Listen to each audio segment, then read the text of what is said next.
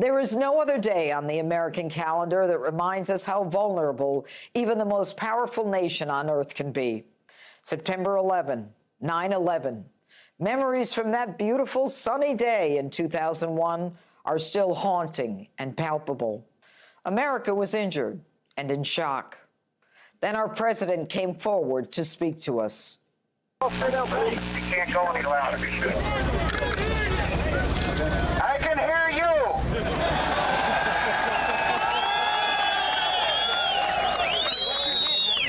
I can hear you. The rest of the world hears you.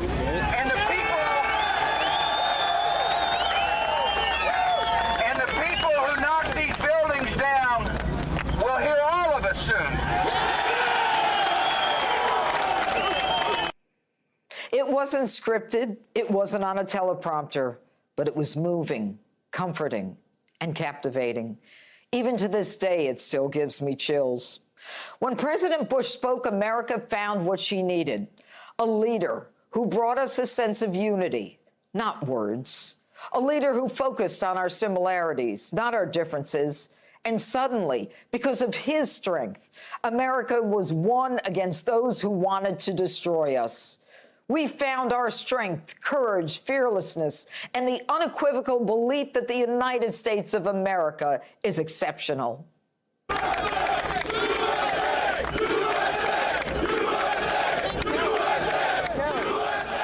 After that, we were able to stand tall and united to confront the massive violence and hate from radical Muslim extremists who came after us in our own country, our homeland, to kill us. I remember that day. As DA, I was in New York City for scheduled meetings. My security detail insisted I leave the city immediately and return to Westchester. All the phones were down. Only police radios worked. People were desperate, looking for loved ones. My own daughter, Kiki, was with her Rye Country Day class that day, visiting the Pentagon. No one could reach any of the children. I called, or through a police phone, I called Police Commissioner Bernie Carrick. And hours later, we were able to tell the headmaster at that school and the families that all of those kids, all of those children were fine. I set up a center in the DA's office for families of the victims. We collected DNA and offered counseling. We offered help from the surrogates court. The family members who came every day, looking worse and worse as time went on, started to realize that their loved ones were not going to be found, that they weren't coming home, confirmed by the hundreds of empty cars left at train stations throughout Westchester. Yes, they took much from us that day, and the ripple effect is still with us. What have we learned in 20 years? Are we any safer now? Are we still vulnerable? Sadly, I believe we're more vulnerable. There is a deficit of leadership today, the kind we need to both protect and chart a course for America's safety. You don't even have to look at a poll to know instinctively that only 39% of Americans approve of Joe Biden, his lies, his ineptitude, and his determination to choose politics and ideology over the safety of America and her citizens. It is evident day after day. On this, one of the most sacred days on the American calendar, we are left with one of the most feeble, feckless, confused, inept presidents. One day, he says we won't leave Americans behind. And on the next, proudly admits he lied and says he left only 10% of the Americans behind. Then, sadly, his brainwashed minions come out and stick up for his lies. I am confident, and we are far stronger and more secure now than we were 20 years ago. We once again are rising in prominence around the world as a place of refuge. We're being celebrated. We're leading. Mr. Secretary, when the British Parliament condemns the United States, and when we vacate Bagram Air Base at night without telling our allies, we're not being celebrated and we're not leading. Are you just stupid? Now we have to rely on real American veterans and heroes going into Afghanistan, risking their lives yet again to get Americans out. And while the administration tells us the Taliban is kinder and gentler, they shoot women who don't cover their faces in the street, and they go door to door looking to shoot anyone working with Americans, and they beat reporters.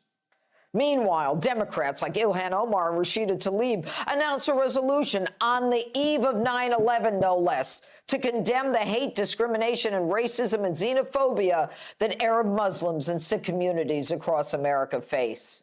Lies constantly come out of our White House.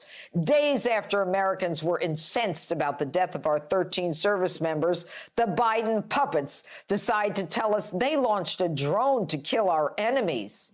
In reality, that drone killed 7 children. They hit the wrong car. They lied to us and said they took out Taliban facilitators. Look, the satellites we have are so sophisticated, you can read a license plate from outer space. The same people who allowed terrorists with suicide vests to be frisked are the same people who targeted the wrong car, killing 7 innocent children. And this administration stands in front of the American people and lie and say they went after the enemy that killed our servicemen. Despicable.